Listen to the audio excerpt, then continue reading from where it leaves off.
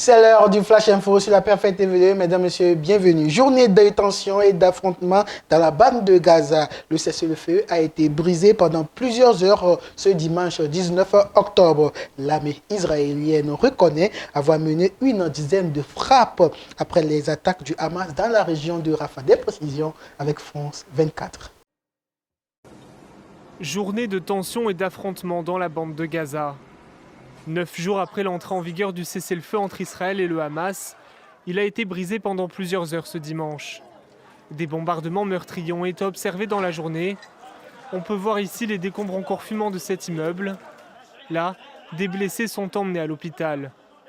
L'armée israélienne reconnaît avoir mené une dizaine de frappes sur des tunnels et des dépôts d'armes notamment, en réponse selon elle à des attaques mortelles du Hamas contre ses soldats autour de Rafah. Tsahal a annoncé que des terroristes ont tiré un missile anti-char et des coups de feu sur nos troupes, opérant dans la région de Rafah, pour démanteler les infrastructures terroristes, le tout conformément à l'accord de cessez-le-feu. En réponse, Tsahal a mené des frappes dans la zone pour éliminer la menace. Le Hamas nie toute implication et affirme qu'Israël fabrique des prétextes. Des témoins gazaouis expliquent que des opposants étaient visés par le Hamas à Rafah, près des chars israéliens. L'armée israélienne a publié ces images de ces frappes. Elle affirme avoir visé ici des membres du Hamas qui approchaient des positions israéliennes. Quelques heures plus tard, l'armée s'engage à nouveau à respecter le cessez-le-feu.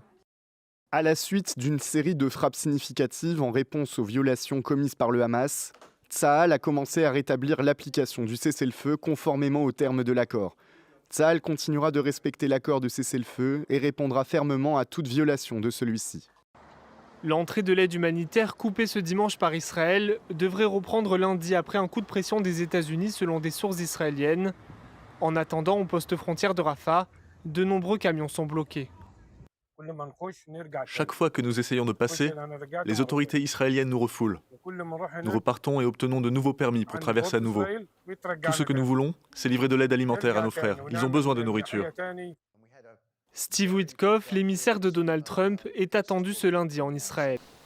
Eh bien, une nouvelle ère pour le transport aérien ivoirien avec Air Côte d'Ivoire a opéré son premier vol long courrier Abidjan-Paris. Un Airbus A330-900 Neo a été choisi par Air Côte d'Ivoire pour son premier vol sur Paris. Un appareil très confortable. Des précisions dans ce reportage. Voici le mastodonte avec son envergure de 64 mètres. L'Airbus A330 Neo de la compagnie Air Côte d'Ivoire s'apprête à percer le ciel.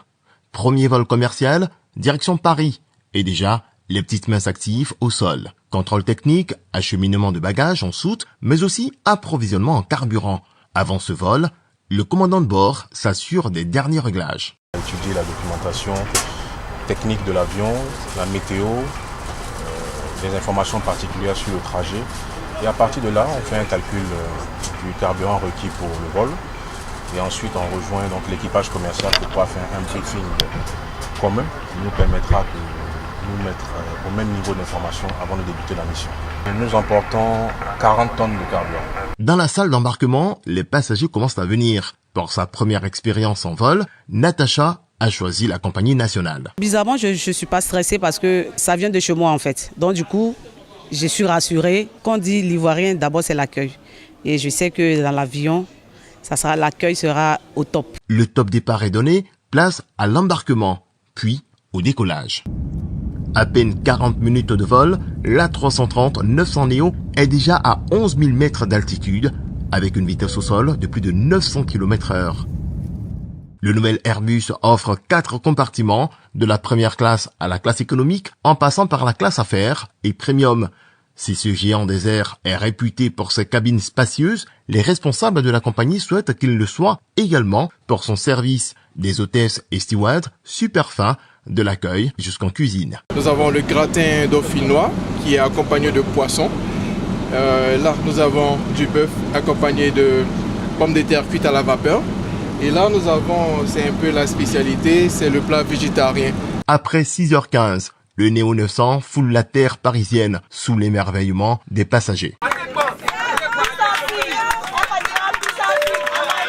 Grand moment de fierté, non seulement pour les Ivoiriens, mais aussi pour tous les Africains. La connectivité, c'est un enjeu stratégique. Les hôtesses qui sont aux petits soins, le confort, la nourriture. Le vol est magnifique, l'avion est magnifique, l'équipage est magnifique. Vive la Côte d'Ivoire.